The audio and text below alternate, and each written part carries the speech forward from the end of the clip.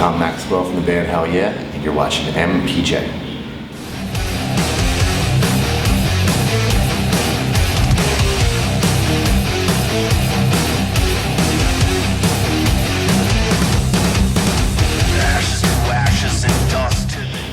Welcome back, Tom. How have you been? Thank you. Good. We're catching you guys tonight with Avenged Sevenfold, and I believe tonight is the last night, or you got one more maybe? Tonight's the last night. Last night. Yeah. How's the tour been going so far? Amazing. Yeah. Have you guys been playing any of the new songs yet?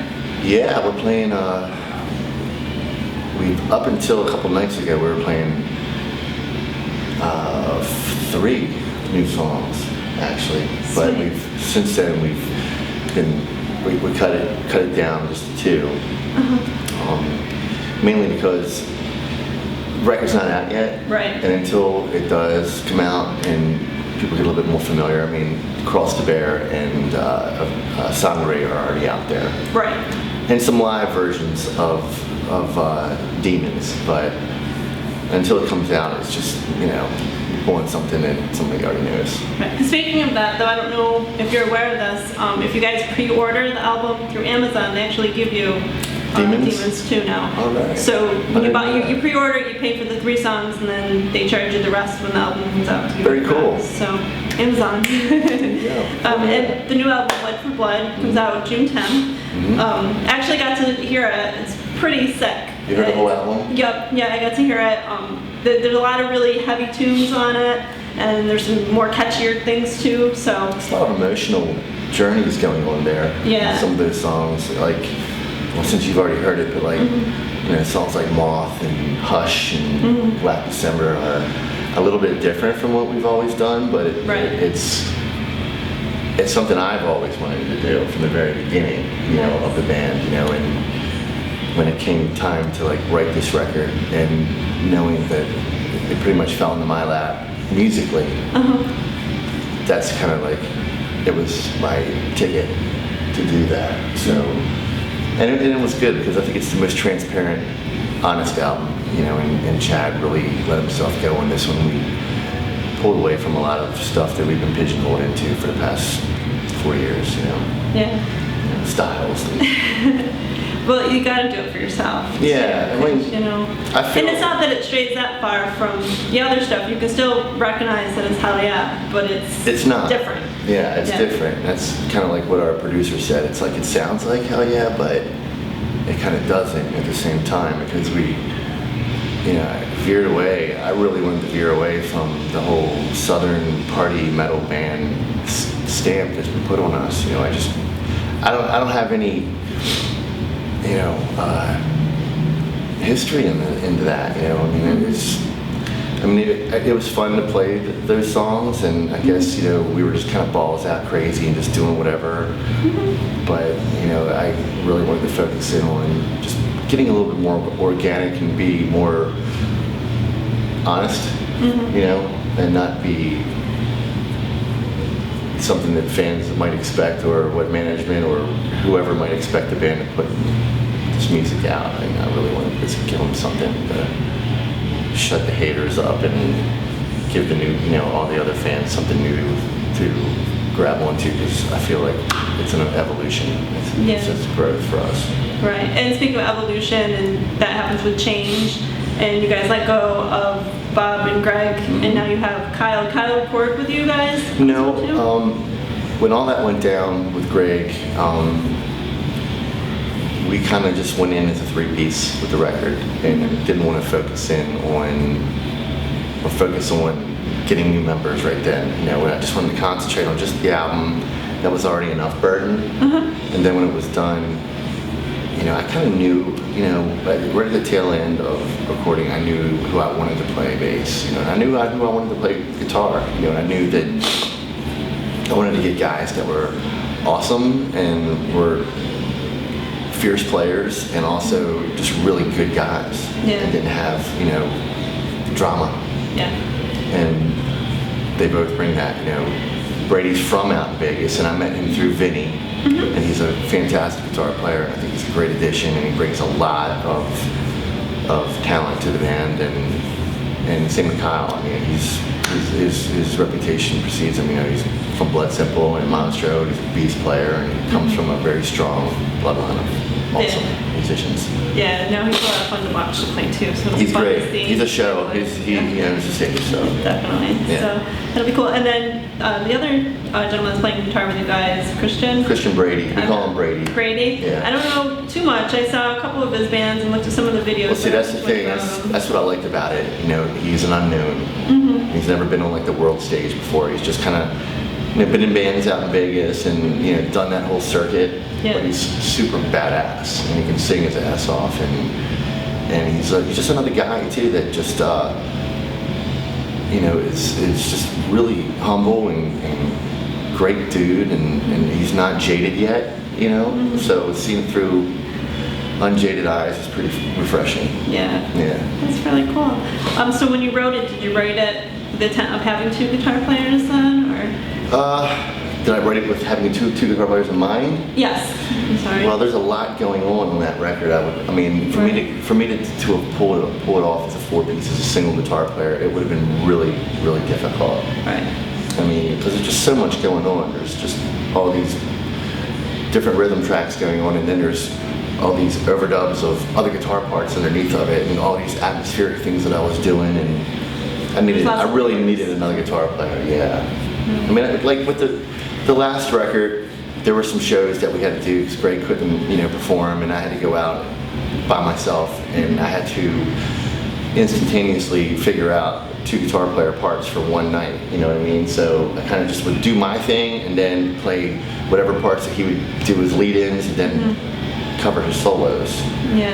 And it was fun, it was okay, it was a lot of responsibility, and I didn't mind doing it, and, you know, I probably could have pulled it off, you know, doing it this way as well with this record, but to really get the full picture, I needed another guitar player. Yeah, because it's just so dynamic and so much going on. Yeah, you really do, yeah. Cool. Now the first video, guys, Song Greg. Can you tell us a little bit? It's a pretty neat video.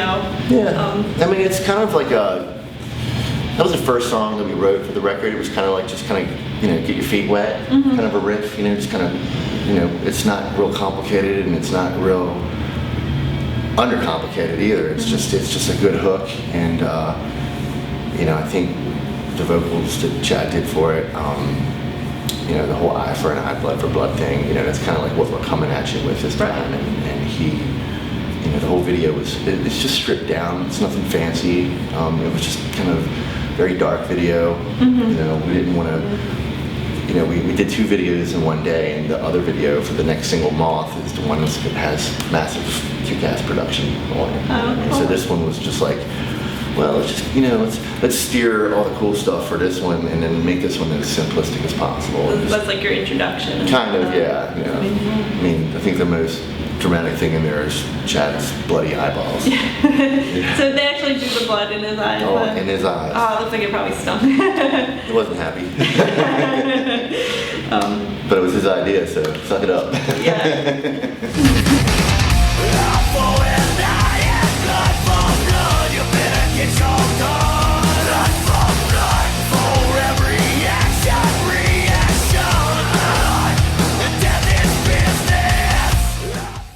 You guys went in with the producer Vinny's always done it in the past. Can you tell us a little bit about how you guys decided to do that instead of? You know, it was something that I think we just needed to do. I mean, I think we took our music as far as we could take it, but it's kind of like, you know, being the only one who tastes your food before you give it to somebody else. You know, it's kind of like let somebody else come in there and help us. You know, grow musically and bring in an outside opinion and outside, you know, another mind into it, another creative mind. Right. You know, we came in there, we wrote 11 songs, and most of the songs pretty much stayed true to their arrangements. I mean, Kevin brought a lot of stuff, and he changed a lot of stuff, you know what I mean? He would like move things around for us, and we would rewrite things to work around the vocals. And the song Hush, actually, me and him wrote together in the studio. I went in one day, and I was just not inspired to play solos or do tracking or anything else. I was like, let's just write a song. Let's just write something. And he got on his piano, and I had an idea, and 2 days later we had that song, and I was really nervous. You were nervous about that one? About it, because there's like I mean, you've heard it. Actually, to be honest with you, with that one, no, I have. But I've heard it, like, I only had it like 2 days, and this morning I woke up and I had the song stuck in my head and I was singing it. When I was waking up, I'm like, hey, wait a minute, that hit. So it's really catchy, so it's really cool. Well, the chorus, the Hell is Where I Was Born part, yeah, that type of part, yeah. I was nervous about it, because I was like, man, it's kind of, I don't know if it has a pop element or not, you know? And a tiny little bit, but it's catchy, which is cool, because like I said, I had it stuck in my head, the whole thing, the rhythm. And right. Well, when Chad put his vocals, he really brought it back to a Hellyeah. You know, yeah. So the lyrics are pretty deep. Yeah. You know, the whole song was really emotionally heavy for him. And yeah, but like I didn't know whether to show it to them or just sell it to Shania Twain.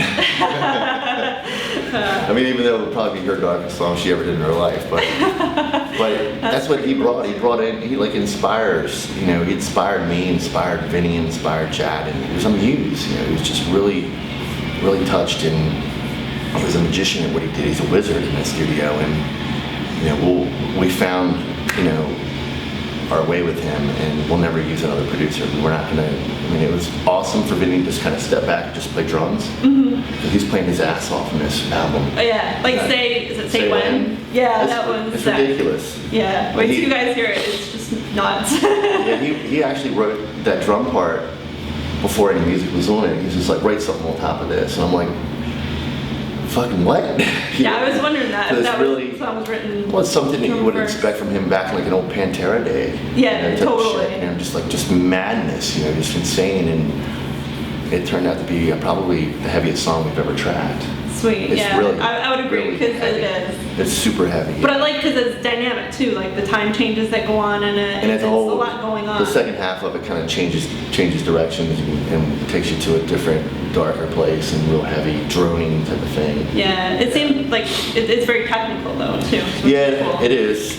And Chad sings the second half of the song in Latin. There's Latin phrasing through it, so it's pretty cool. It's different. Yeah, no, I like that. It's a different record for us, and you know we really wanted. I mean, the last couple albums, you know, I like them. I don't love them. You know, I stand behind.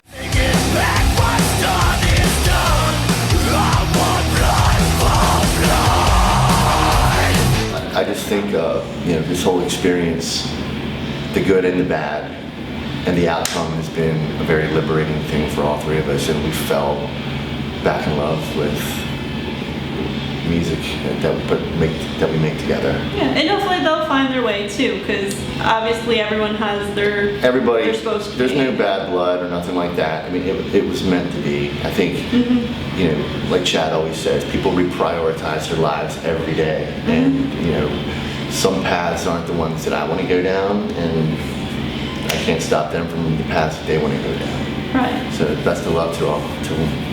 Definitely, yeah, and they'll make it where they're supposed to too. That's right. So with the new albums too, like seeing Demons in the Dirt and DFM, it sounds like song or DMF. Okay, wait. That's a term. No, it's okay.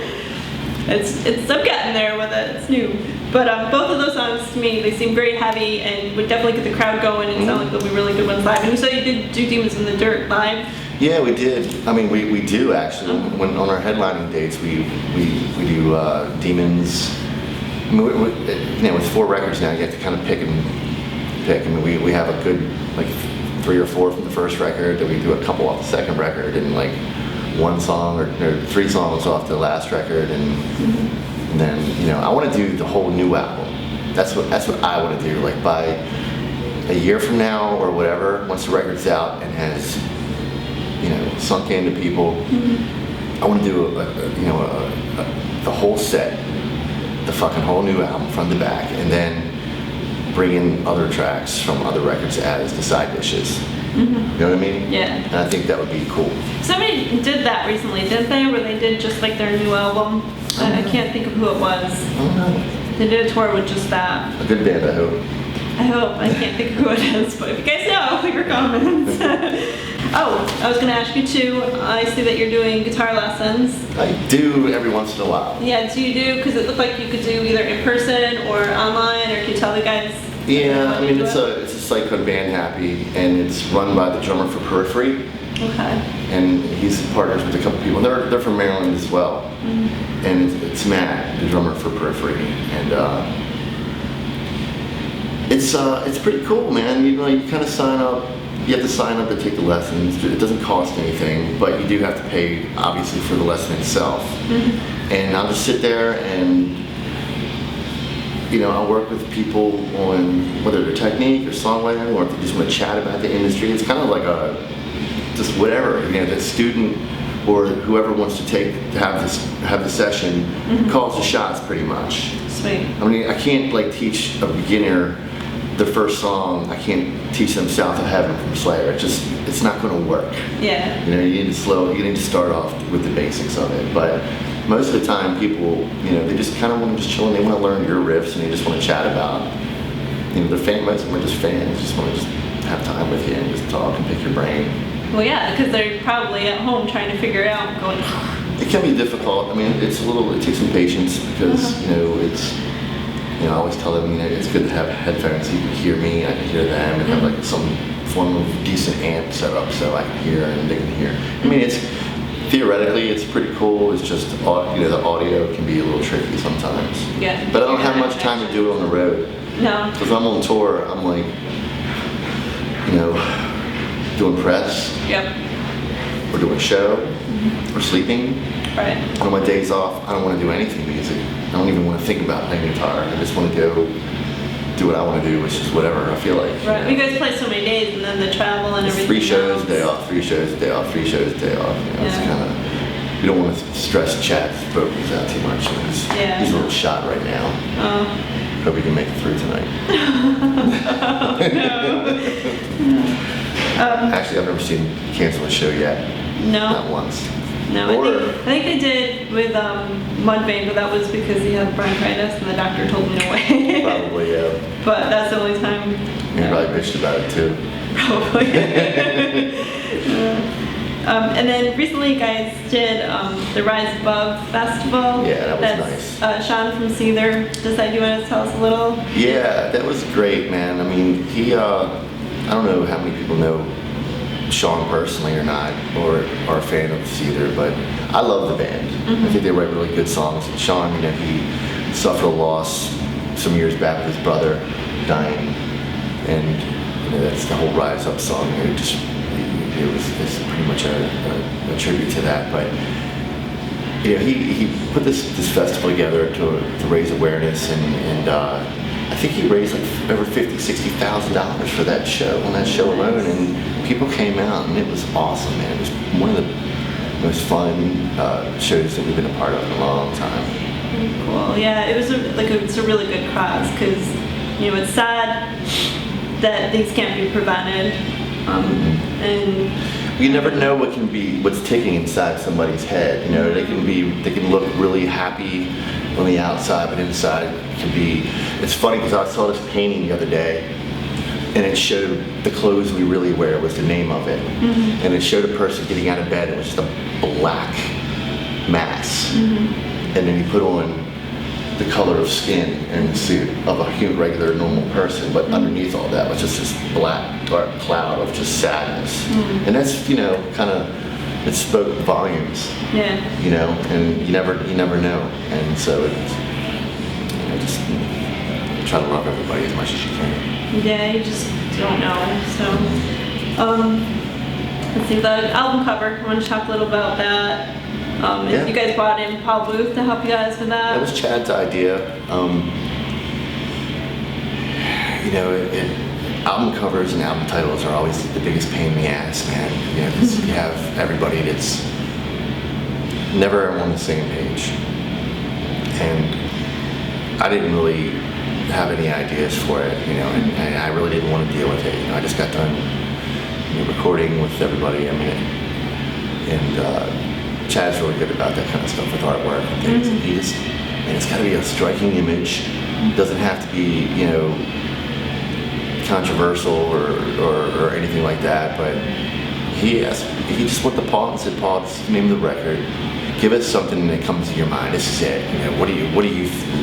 We want to see your impression of it. And that's when we started getting the images of the blood, just these hands with the the pools of blood just filling up the palms and running down the arms. And the background is a little dark, but if you saw some of the lighted images, it's a lot of wacky, sinister shit going on back there. But we felt that with that background illuminated, it like took away from the hands. So when we darkened it up a little bit, the hands started to pop more and the blood started to pop more. And it's just, I mean, there's not like a big process that went into it. It was just Paul Booth's vision, and we went with it. Yeah, I mean, not only is he a great tattooist, but he actually Great does a lot artist. of paintings. Yeah, he's got a gallery Studio's pretty now. awesome. Yeah. So thanks, Paul. It was killer. Do you know we're bringing vinyl out? You guys are gonna do it? No, I didn't know that. We're doing 1,000 or 2,000. I don't know. It's a special edition of the album on vinyl. Oh, sweet. Yeah. So then you get to see the artwork nice and big. Nice and big, and are you guys doing like a fold out of it, or? yeah, I mean it's gonna have like the what do you call that? I don't even know what they call it anymore. Where it slides out. Yeah, where it slides out, and it'll be all the lyrics and more photos. It'll be just like just an enlarged version of the CD, but I'm not sure if the disc is going to be red or black or anything like that. It would be cool if they did like a black or like a red, a 12-inch That's sweet. vinyl. They do. I think they do where they mix the colors now too. I think that the only problem with doing vinyl is that you don't get the classic vinyl sound because everything's recorded digitally, so it's transformed. You guys came from Montreal, was it? And then after tonight, you're heading back up to Toronto to headline? Is that? Yeah, and then we got to come back again. It's just like, It's a lot of work. thanks guys. Couldn't put us in Buffalo. Well, Toronto's a pretty cool town. It is cool. I love Toronto, but it's just. It's that border thing. They should have done that before they came There's a around. lot of towns between here and Michigan. Yes. Is that the ultimate destination then? From here, you guys are headlining. Well, after Toronto, I think we had to, and then we had Flint, I think, which is could be awesome. Sweet. Ever been to the Machine Shop? No, I've heard about it though. The greatest, coolest venue ever. Yeah? Yeah. Well, I have to make it out then. So cool.